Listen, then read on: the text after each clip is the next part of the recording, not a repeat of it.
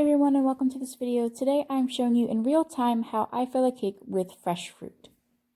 I'm starting out with chocolate sponge and some easy buttercream, and I'm going to pipe a dam. So this dam is going to stop the filling from exiting the cake.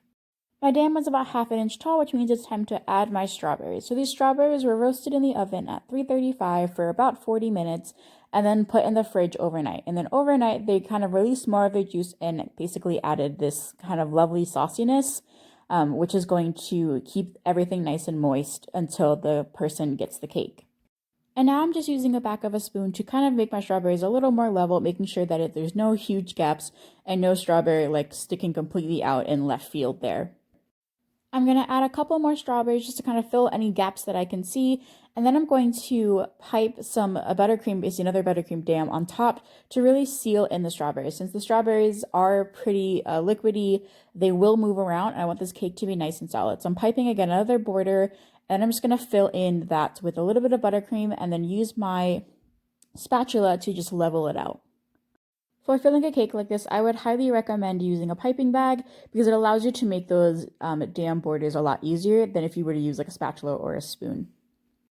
Next, I'm just going to use light pressure with my spatula and level out my buttercream. I say light pressure, I'm literally not even trying to spread the buttercream, I'm just trying to make sure it's a roughly flat surface so I can put my next cake on top.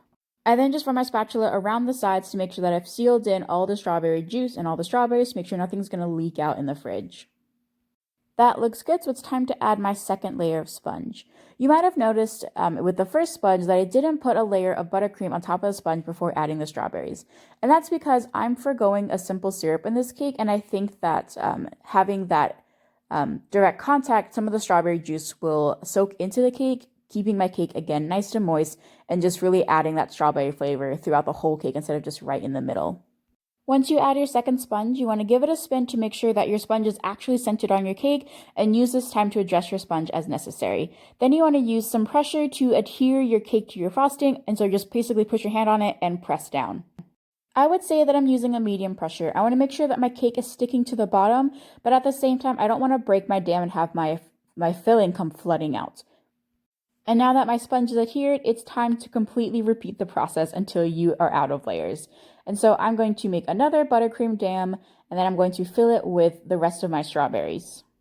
I would say I used about maybe 1.5 cups of strawberries for my 6-inch cake, and I'm doing 2 layers. However, you could make your layers thicker by just piping a taller dam. So when I pipe a taller dam, I'll just make a short one and then pipe another one directly on top of that. So that way I have 2 layers, and then I would fill my cake.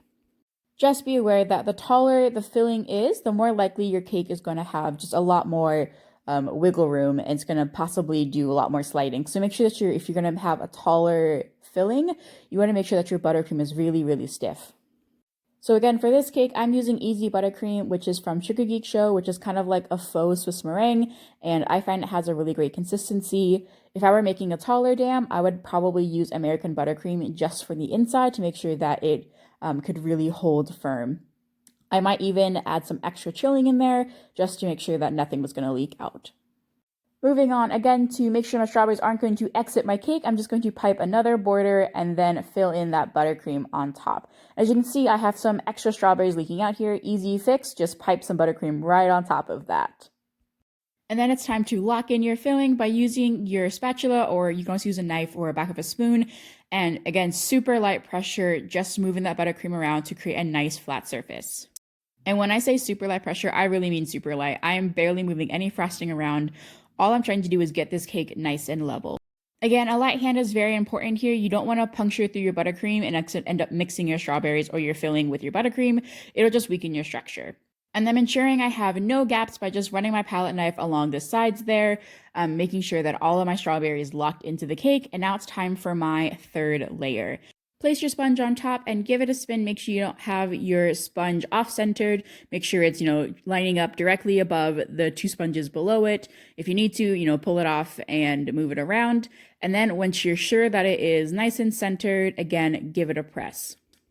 When pressing down, again, use medium pressure. You want to make sure that you're adhering your cake to your buttercream, but you're not using so much pressure that you're going to break the buttercream dam and have your filling again come flooding out of the cake. And with that, to make sure my cake is going to be extra sturdy, I'm going to pop it into the freezer for about 5 minutes until nice and set before crumb coating. Thank you guys so much for watching to the end of this video, and if you liked it or you want to see more of my content, you know what to do, and I will see you guys in the next video.